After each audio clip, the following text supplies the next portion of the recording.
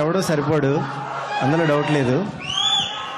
యాక్చువల్గా నేను ఒక మెగా పవర్ స్టార్ ఫ్యాన్ని. వాళ్ళందరూ అరుస్తున్నారు కదా, వాళ్ళందరి తరపున ముందు కూర్చున్నాను. నేను డైరెక్టర్గా రాలా, యాజ్ ఎ ఫ్యాన్గా వచ్చా ఇక్కడికి.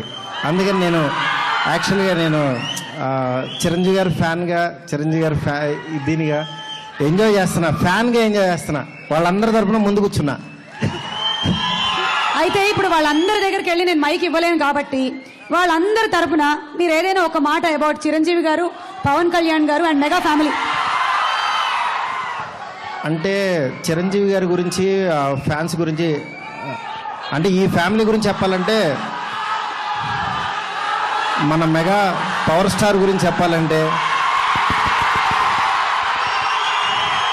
ఆ అరుపులు చూసారా?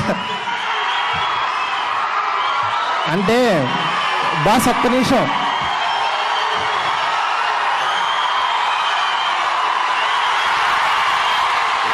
ఒక్క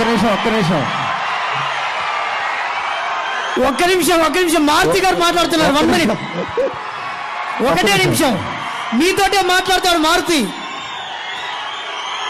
అంటే ప్రతి హీరో ఫ్యాను యాక్చువల్గా పై మాట్లాడతారు, పైన కడతారు.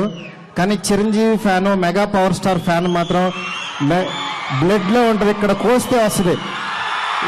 ఆ అరుపులన్నీ యాక్చువల్లీ ఎక్కడి నుంచి వస్తున్నాయి అంటే కింద నుంచి, లోపల నుంచి వస్తున్నాయి.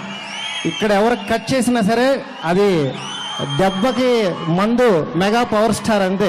ఎందుకంటే ఆయన కనపడితే చాలు, మీరు ఒక్కసారి ఆయన బొమ్మేసి చూస్తే చాలు, ఇక్కడ ఎవడో ఆగరు ఇక్కడ. అందుకని నేను యాజ్ ఎ ఫ్యాన్గా ఇక్కడికి వచ్చాను. Thank you so much boss, నిజంగా చాలా హ్యాపీగా ఉంది.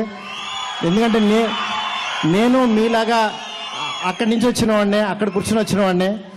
నేను ఒక్కొక్క స్టెప్ ఎక్కేది అక్కడికి వెళ్ళడానికి, తిరుపతి కొండ వెళ్ళడానికి లాగా, మెగా పవర్ స్టార్ దగ్గరికి వెళ్ళడానికి. Thank you so much for everyone.